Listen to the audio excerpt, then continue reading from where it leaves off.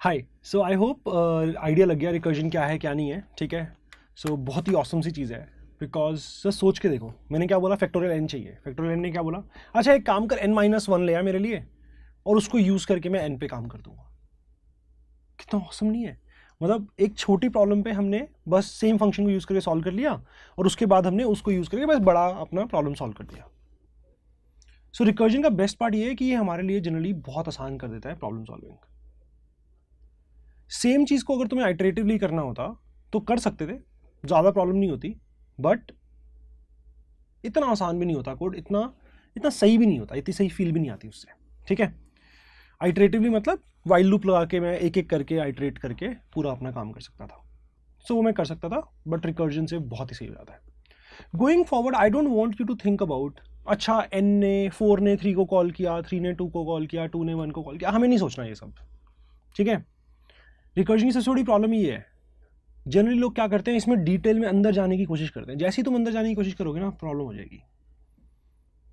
So to avoid that we'll have to look at the main principle behind कि recursion चलता कैसे है। So we want to look at the main principle behind recursion. So recursion चलता कैसे है, ठीक है, वो देखना है हमें अच्छे से। So रिकर्जन पूरा का पूरा एक बहुत ही awesome principle पे बेस्ड है, जो तुम लोगों ने सबने पढ़ा हुआ है 11th-12th में, ठीक है। So होपफुली पढ़ा था, ढंग से पढ़ाई की थी तो।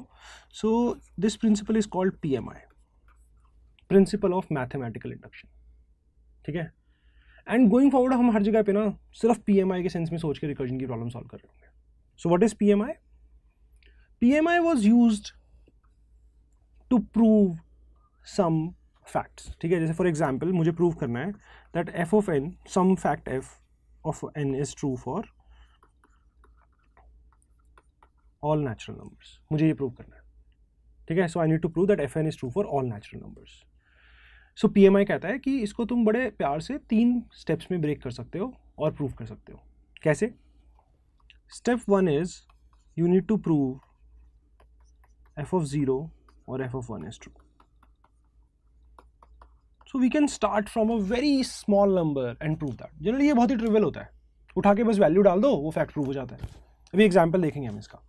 सो मैंने एक फैक्ट प्रूव करना है, सो एफ ऑफ 0 या एफ ऑफ 1 को मैं प्रूव कर दूंगा, okay. The second step is called, इसको हम बेस केस कहते हैं।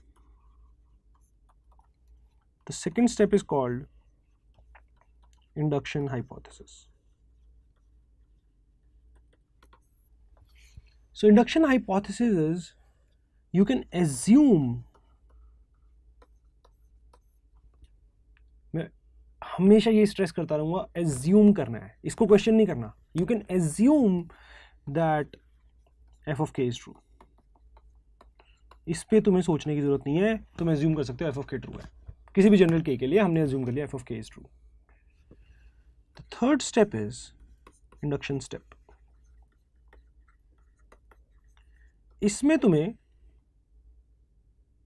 इंडक्शन स्टेप में तुम्हें using step 2, using the fact that F K is true, I need to prove that F of K plus 1 is true. ये मुझे prove करना है, ठीक है। सो तुम्हें 2 काम करने हैं, तुम्हें बेस केस प्रूव करना है, तुम्हें इंडक्शन स्टेप प्रूव करना है। ये तुम एज्यूम कर सकते हो, ये तुम्हारा हाइपोथेसिस है, you don't have to worry about this. हमें सिर्फ 2 स्टेप्स का ध्यान रखना है। फॉर एग्जाम्पल अप्लाई करके देखते हैं एक बार। Let's try to prove sigma N, इसका एक फॉर्मूला होता है n into n plus 1/2। Let's try to prove that this is true. Sum of first n natural numbers is n into n plus 1/2। ये प्रूव करना है मुझे, okay. Let's apply PMI. Base case f of 0 that is sigma 0। मुझे sigma 0 कितना होता है? 0 होता है। so मेरा LHS तो आ गया 0। राइट हैंड साइड क्या आएगी? n into n plus 1/2। n की वैल्यू 0 है, सो 0 इंटू 1/2, ये भी 0 हो गया। सो LHS और RHS आर इक्वल, सो मेरा बेस केस प्रूव हो गया। 0 के लिए प्रूव किया ना, 1 के लिए भी कर लेते हैं, कोई फाइट नहीं है हमें। एफ ऑफ 1, सिग्मा 1 कितना होता है? 1 होता है। सो मेरा LHS कितना है? 1। Sum of first natural number, 1 natural number 1 ही होता है। RHS क्या है? 1 इंटू 1 प्लस 1/2। n की वैल्यू मैंने 1 डाल दी, 2/2 कैंसिल हो गया, 1 आ गया। LHS and RHS are same, that means base case prove हो चुका है। बेस केस की टेंशन नहीं लेनी। Induction hypothesis, I can assume sigma k is equal to k into k plus 1/2। ये मैं एज्यूम कर सकता हूँ, इसकी मुझे टेंशन नहीं लेनी है, मुझे सोचना नहीं है इसके बारे में, ठीक है, क्वेश्चन नहीं करना इस बात को। के इंटू के प्लस 1/2 है, ठीक है, ये ऑलरेडी है, ये मैं एज्यूम कर लूँगा। Now what I need to do is I need to prove induction step. I need to prove that sigma k plus 1 is equal to n की जगह k plus 1 डालो, k plus 1 into k plus 2/2। ये मुझे prove करना है। This is our task, ये हमारा task है। Okay, let's see. Sigma k plus 1 पे काम करना शुरू करते हैं। What is sigma k plus 1? k plus 1 plus sigma k। Sigma k यहां से हम यूज कर सकते हैं। So this is equal to k plus 1 plus k into k plus 1/2। Okay, इसको मैं ऐसे लिख सकता हूं, इंटू 2/2। 2 से मल्टीप्लाई कर दिया, 2 से डिवाइड कर दिया। दैट मीन्स मैं k plus 1/2 को कॉमन ले सकता हूं, यहां से 2 बच गया, यहां से k बच गया। So this becomes k plus 2। Exactly यही प्रूव करना था। So that proves LHS is equal to RHS and we are good to go. That means I have proven that sigma n is equals to n into n plus 1/2। Tension लेने की जरूरत नहीं है इसकी, ये हो गया है। कितना आसान हो गया ना हमारे लिए करना, कितना औसम है। सिर्फ बेस केस प्रूव करो और एज्यूम कर लो एक k के लिए, और सिर्फ k plus 1 के लिए प्रूव कर दो। मैजिकल है ना थोड़ा सा। सो ये चलता क्यों है? बहुत ही ऑसम इंट्यूशन है इसके पीछे, बहुत ही सिंपल और बहुत ही ऑसम। सो इट सेज हमने बेस बता दिया, हमने एक स्टार्टिंग पोजीशन बता दी, और हमने तुम्हें सिखा दिया है एक स्टेप से अगला स्टेप कैसे लेना है। तो तुम बेस स्टेप से इस चीज को यूज करके बेस से एक ऊपर जा सकते हो और इसको प्रूव कर सकते हो नेक्स्ट स्टेप को। अगर ये प्रूव हो गया तो इसको यूज करके नेक्स्ट पे जा सकते हो, वो हो गया प्रूव, तो इसको यूज करके नेक्स्ट पे जा सकते हो, एंड सो ऑन।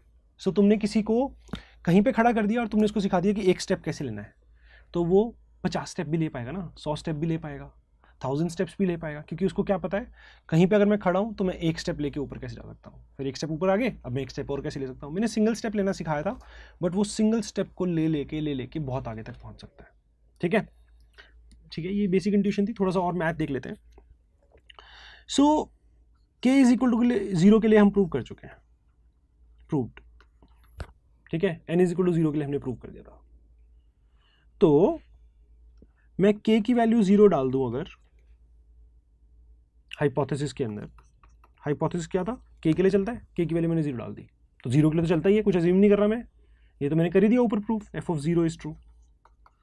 अब मैं इस k की वैल्यू को यूज करके इंडक्शन स्टेप में k 1 के लिए प्रूव कर दूंगा।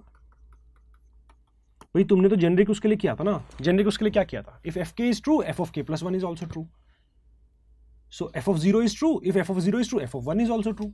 एफ ऑफ 0 कैसे प्रूव किया, वो तो ऊपर कर ही चुके हैं, तो उसको यूज करके मैंने प्रूव कर दिया F of 1 is true as well. If F of 1 is true, now you can put your k is value as 1। F of 1 is true, that means F of 2 is true, because हम तो prove कर चुके हैं किसी भी k के लिए अगर हमें पता है कि ट्रू है तो k प्लस 1 भी ट्रू होगा, ये हम प्रूव कर चुके हैं। सो 1 को यूज करके हम 2 पे आ गए, अब 2 को यूज करके हम 3 पे जा सकते हैं, 3 को यूज करके हम 4 पे जा सकते हैं, and so on. We can keep going like this, and induction is going to take care of everything for us. हर रिकर्जन की प्रॉब्लम में तुम्हें ये सोचना है तुम एक PMI अप्लाई करके थ्योरम प्रूव कर रहे हो, बस दिमाग नहीं लगाना इससे ज्यादा। क्या सबसे पहले क्या करना है, बेस केस। बेस केस क्या है सबसे पहले ये सोचना है। कोई भी रिकर्जन प्रॉब्लम है तो first question has to be base case क्या है हमारा। बेस केस लिख लिया, फिर अब हमें छोटी प्रॉब्लम के बारे में टेंशन नहीं लेनी। I am going to assume, अगर मुझे n के लिए काम करना है, I am going to assume n-1 के लिए चलता है। अगर n-1 के लिए चलता है वो मैं एज्यूम करूंगा, उसको यूज करके मुझे बस n के लिए ढंग से करना है। छोटी प्रॉब्लम अपने आप हो जाएगी, उसको यूज करके मुझे बड़ी प्रॉब्लम ढंग से सॉल्व करनी है। If I am going to do that effectively, PMI says तुम्हारा कोड पक्का चलेगा। ठीक है, मैं उससे पहले ये सब कुछ करके नहीं देखूंगा, अरे 4 ने 3 को कॉल किया, 3 ने 2 को कॉल किया, 2 ने 1 को कॉल किया, क्या हो रहा है क्या नहीं हो रहा है, इतना नहीं सोचना है हमें। हमें क्या करना है, हम डायरेक्टली n पे सोचेंगे, n-1 तो आ गया। I am going to assume n-1 is going to work. Now using that assumption I need to properly solve for n. अगर वो स्टेप तुम ढंग से करोगे तो सब कुछ सही से चलेगा. ठीक है, फटाफट से एक बार दोबारा से फैक्टोरियल लिख के देखते हैं एंड लेट्स सी. इसको इस बार सिर्फ PMI के सेंस में सोचेंगे. सो मेरा फंक्शन इंटीजर रिटर्न करेगा,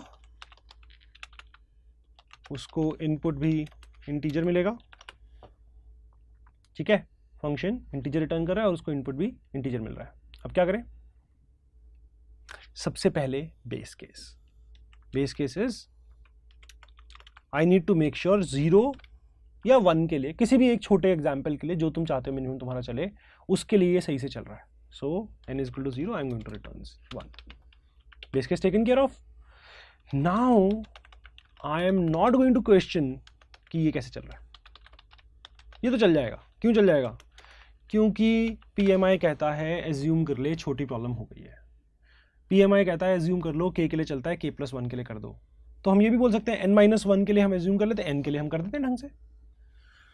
तो हमारा आउटपुट क्या होगा? अगर n-1 फैक्टोरियल सही आया है, सही आया होगा ना, हाइपोथेसिस है हमारा कि सही आया है वो, तो हमारा आउटपुट भी सही होगा. स्मॉल आउटपुट सही है तो हमारे आउटपुट में गलती नहीं हो सकती, तो हम अपना आउटपुट रिटर्न कर सकते हैं. And this is going to just work. Is just going to work for you. इसमें कोई इशू नहीं आएगा. सी आउट करके देखते हैं. Factorial 4 and it's going to work perfectly fine.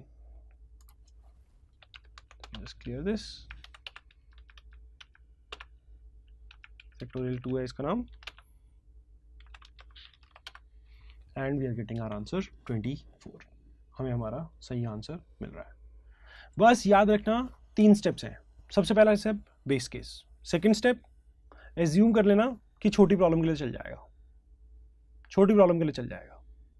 छोटी प्रॉब्लम के लिए अगर चल रहा है, उस एजम्पशन को यूज करके बड़ी प्रॉब्लम के लिए ढंग से कोड हमें करना है, ढंग से उसको सॉल्व हमें करना है. Everything else will be taken care by, you can call it recursion और you can say PMI. That will take care of it. ठीक है, बिल्कुल ऐसे ही करना है. Thank you.